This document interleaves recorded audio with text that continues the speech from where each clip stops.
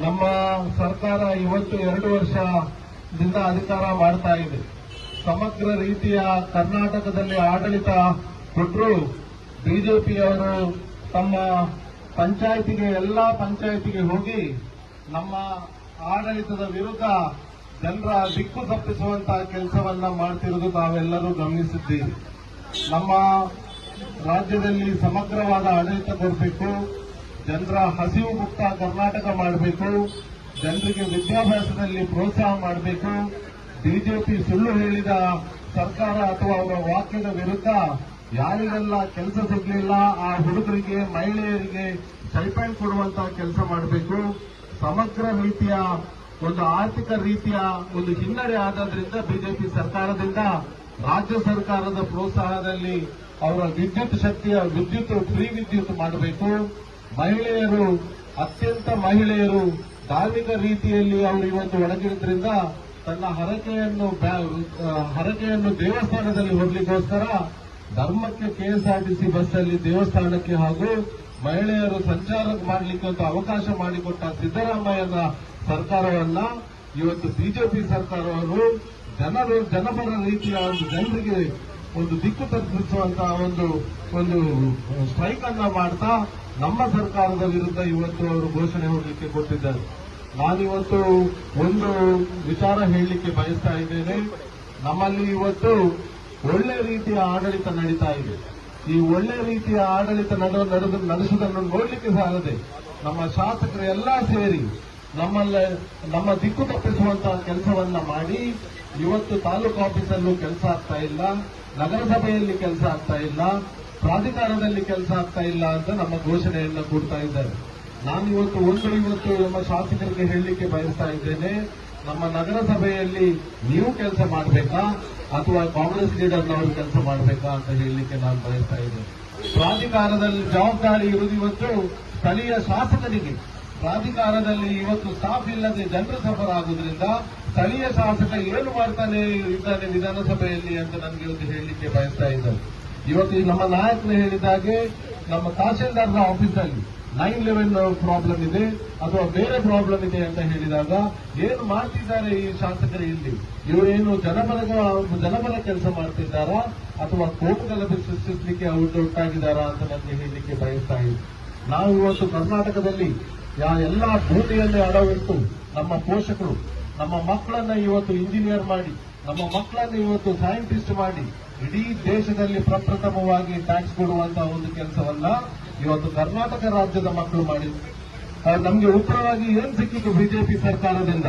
ನಮಗೆ ಉತ್ತರ ಸಿಕ್ಕಿತು, ನಾವು ಟ್ಯಾಕ್ಸ್ ಪೇಮೆಂಟ್ ಮಾಡಿದ ಹಣವನ್ನ ಹೋಗಿ ಇವರ ಆಡಳಿತ ಯಾವುದಿದೆ ಆ ರಾಜ್ಯದಲ್ಲಿ ಖರ್ಚು ಮಾಡುವಂತಹ ಒಂದು ಕೆಲಸ, ಒಂದು ರಿಸಲ್ಟ್ ನಮಗೆ ಇವತ್ತು ಸಿಕ್ಕಿದೆ.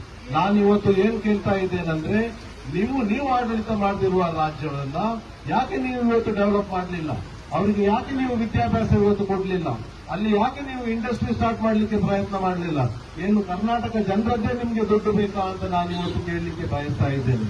ತಾವು ತಮ್ಮ ಅಹಂಕಾರವನ್ನು ಬಿಟ್ಟು ನಮ್ಮ ಮಕ್ಕಳು ಏನು ಇವತ್ತು ದುಡ್ಡು ಕರ್ನಾಟಕ ಮತ್ತು ದೇಶಕ್ಕೆ ಇವತ್ತು ಟ್ಯಾಕ್ಸ್ ರೂಪದಲ್ಲಿ ಹಣ ತುಂಬಿಸ್ತಾರಾ? ಅದನ್ನು ನಮಗೆ ಸಿಗುವಂತಹ ಪರ್ಸೆಂಟೇಜ್ ಅನ್ನು ನೀವು ನಮ್ಮ ರಾಜ್ಯಕ್ಕೆ ಕೊಟ್ಟು ನಮ್ಮ ಜನರ ಉದ್ಧಾರ ಮಾಡಬೇಕಾದಂತಹ ಇವತ್ತು ಅವಶ್ಯಕತೆ ಇದೆ. ನರೇಂದ್ರ ಮೋದಿ ಅವರಿಗೆ ನಾನು ಒಂದು ಕಿವಿ ಮಾತನಾಡಲಿಕ್ಕೆ ಬಯಸ್ತಾ ಇದ್ದೇನೆ. ಸಮಗ್ರ ಆಡಳಿತ ನಡೆಸುವುದಾದ್ರೆ ನೀವು ನಿಮ್ಮ ಪಕ್ಷ ಯಾವ ರಾಜ್ಯದಲ್ಲಿ ಆಡಳಿತ ಇದೆಯಾ ಆ ರಾಜ್ಯದಲ್ಲಿ ನೀವು ಮಾಡಿ ತೋರಿಸಿ. You have to become an example. ನೀವು ಬೇರೆಯವರಿಗೆ ಉದಾಹರಣೆಯಾಗಿ ನೀವು ಒಂದು ಆಡಳಿತ ಮಾಡಬೇಕಾಗಿದೆ. ನಾವು ಉದಾಹರಣೆಯಾಗಿ ಕೆಲಸ ಮಾಡೋದ್ರಿಂದ ನಮ್ಮನ್ನು ಘೋಷಿಸುವಂತ ಕೆಲಸವನ್ನು ಇವತ್ತು ನೀವು ಮಾಡಬಾರದು ಅಂತ ನಾನು ಇವತ್ತು ಹೇಳಲಿಕ್ಕೆ ಬಯಸ್ತಾ ಇದ್ದೇನೆ. ನಮ್ಮಲ್ಲಿ ಎಲ್ಲಾ ರೀತಿಯ ಕಲ್ಯಾಣ ಯೋಜನೆಯನ್ನ ಇವತ್ತು ನಾವು ನಮ್ಮ ಸರ್ಕಾರ ಹಾಕಿಕೊಂಡಿದೆ. ಎಲ್ಲಾ ರೀತಿಯ ಕಲ್ಯಾಣ ಯೋಜನೆಯನ್ನು ನಮ್ಮಲ್ಲಿ ಅಲ್ಪಸಂಖ್ಯಾತರು, ನಮ್ಮಲ್ಲಿ ಹಿಂದುಳಿದ ವರ್ಗದವರು, ನಮ್ಮಲ್ಲಿ ಮೀನುಗಾರರದ್ದು ನಾನಿವತ್ತು ಒಂದು ವಿಚಾರ ನಾನಿವತ್ತು ಹೇಳಲಿಕ್ಕೆ ಬಯಸ್ತಾ ಇದ್ದೇನೆ. ಎಷ್ಟೋ ವರ್ಷದ ಡಿಮಾಂಡ್ ಇತ್ತು. ಮೀನುಗಾರರು ನಾಡದೋಣಿ ಅವರಿಗೆ ಸಬ್ಸಿಡಿ ಕೊಡುವಂತ ವಿಚಾರ ನಮ್ಮಲ್ಲಿ ಒಂದು ದೊಡ್ಡ ತೊಂದರೆ ಆಗ್ತಾ ಇತ್ತು. ಇಡೀ ವರ್ಷದಲ್ಲಿ ಎಷ್ಟು ಕೆರೋಸಿನ್ ಅವರು ಯೂಸ್ ಮಾಡ್ತಾರೋ, ಎಷ್ಟು ಡೀಸೆಲ್ ಅವರು ಯೂಸ್ ಮಾಡ್ತಾರೋ ಆ ಸಬ್ಸಿಡಿಯನ್ನ ಕ್ಯುಮುಲೇಟಿವ್ ಆಗಿ ಅವರು ಬ್ಯಾಂಕ್ ಡೆಪಾಸಿಟ್ ಇವತ್ತು ಮಾಡಬೇಕಂತ ಹೇಳಿದ್ರು. ಒಂದು ದೊಡ್ಡ ಉದಾಹರಣೆ ನಾನು ಹೇಳ್ತೇನೆ. ನಿನ್ನೆ ಹಾಗೆ ಸರ್ಕಾರದಲ್ಲಿ ಒಂದು ಸರ್ಕ್ಯುಲರ್ ಇಶ್ಯೂ ಆಗಿದೆ. ಪ್ರತಿ ವರ್ಷದಲ್ಲಿ ಎಷ್ಟು ಡೀಸೆಲ್ ಅವರು ಯೂಸ್ ಮಾಡ್ತಾರೋ, ಪ್ರತಿ ವರ್ಷದಲ್ಲಿ ಎಷ್ಟು ಸೀಮೆ ಎಣ್ಣೆ ಅವರು ಯೂಸ್ ಮಾಡ್ತಾರೋ ಆ ಸಬ್ಸಿಡಿಯನ್ನ ಕ್ಯುಮುಲೇಟಿವ್ ಆಗಿ ಮೀನುಗಾರರಿಗೆ ಕೊಟ್ಟು ಸಮಗ್ರವಾದ ಆಡಳಿತ ನಡೆಯುವಂತಹ ಒಂದು ಸರ್ಕ್ಯುಲರ್ ಇವತ್ತು ಸಿದ್ದರಾಮಯ್ಯ ಸರ್ಕಾರದಿಂದ ಆಗಿದೆ ಅಂತ ನಾನು ಇವತ್ತು ಹೇಳಲಿಕ್ಕೆ ಬಯಸ್ತಾ ಇದ್ದೇನೆ. ನಾನಿವತ್ತು ಇನ್ನೊಂದು ವಿಚಾರ ಮಾತಾಡ್ತಾ ಇದ್ದೇನೆ. ದೊಡ್ಡ ಆರ್ಥಿಕ ರೀತಿಯ ಸಪೋರ್ಟ್ ಮಾಡುವಂತಹ ಮಲ್ಪೆ ಮೀನು ಬಂದರಿಗೆ ಸಮಗ್ರವಾಗಿ ಕರ್ನಾಟಕದಲ್ಲಿರುವಂತಹ ಎಲ್ಲಾ ಮೀನುಗಾರಿಕೆಗೆ 3,000 ಕೋಟಿ ಬಜೆಟ್ ಅಲ್ಲಿ ರಿಸರ್ವ್ ಮಾಡಿಟ್ಟಂತ ಸರ್ಕಾರ ಅಂತ ಆದ್ರೆ ಅದು ಸಿದ್ದರಾಮಯ್ಯನ ಸರ್ಕಾರ ಅಂತ ನಾನು ಹೇಳಲಿಕ್ಕೆ ಬಯಸ್ತೇನೆ. ಏನ್ ಮಾಡ್ತಿದ್ದಾರೆ ಇವರು ಇಲ್ಲಿ ಆಡಳಿತ ವರ್ಗದವರು, ಇಲ್ಲಿ ಶಾಸಕರು ತಮ್ಮ ಹಣವನ್ನ ಇಲ್ಲಿ ತಂದು ನಾವು ಬಂದರ ಅಭಿವೃದ್ಧಿ ಮಾಡುವುದು ಬಿಟ್ಟು ಬೇರೆ ವಿಚಾರದ ಬಗ್ಗೆ ನಮಗೆ ಒಂದು ದೂರ ಹೇಳುವಂತಹ ಒಂದು ಕೆಲಸ ಈ ಸ್ಥಳೀಯ ಶಾಸಕರ ಹತ್ರ ಆಗಿದೆ ಅಂತ ನಾನು ಹೇಳುವಂತಹ ವಿಚಾರವನ್ನ ತಮ್ಮ ಮುಂದೆ ಇಡಲಿಕ್ಕೆ ಬಯಸ್ತಾ ಇದ್ದೇನೆ. ಈ ಪ್ರತಿಭಟನೆ ನೀವು ಎಷ್ಟು ಸಮಯ ಮಾಡ್ತೀರಾ ಅದಕ್ಕೆ ವಿರುದ್ಧವಾಗಿ ನಾವು ಖಂಡಿತವಾಗಿ ಮಳೆ ಇರಲಿ ಬಿಸಿಲಿರಲಿ ದಾರಿಯಲ್ಲಿ ಬಿದ್ದು ರೋಡಲ್ಲಿ ಇದ್ದು ಜನರಿಗೆ ನ್ಯಾಯ ಕೊಡುವಂತ ಕೆಲಸವನ್ನ ಕಾಂಗ್ರೆಸ್ ಸರ್ಕಾರ ಇವತ್ತು ಮಾಡ್ತದೆ ಅಂತ ನಾನು ಈ ಸಂದರ್ಭದಲ್ಲಿ ನಾನು ಹೇಳಲಿಕ್ಕೆ ಬಯಸ್ತಾ ಇದ್ದೇನೆ. ಅತ್ಯಂತ ಮಳೆ ಇದ್ರೂ ಸಮಗ್ರವಾಗಿ ಎಲ್ಲರೂ ನಮ್ಮ ಕಾಂಗ್ರೆಸ್ ಪಕ್ಷದ ಅಭಿಮಾನದಿಂದ, ನಮ್ಮ ಸರ್ಕಾರದ ಮೇಲಿಟ್ಟ ಒಂದು ಅಭಿಮಾನದಿಂದ ಮಳೆಯಲ್ಲಿ ಒದ್ದೆಯಾಗಿ ನೀವು ಪ್ರತಿಭಟನೆಗೆ ಭಾಗವಹಿಸಿದ್ದೀರಿ. ಎರಡೂ ವಿಧಾನಸಭಾ ಕ್ಷೇತ್ರದ ವತಿಯಿಂದ ನಿಮಗೆ ಧನ್ಯವಾದವನ್ನು ಹೇಳುತ್ತಾ ನನ್ನ ಮಾತನ್ನು ಮುಗಿಸ್ತೇನೆ. ಜೈ ಹಿಂದ್.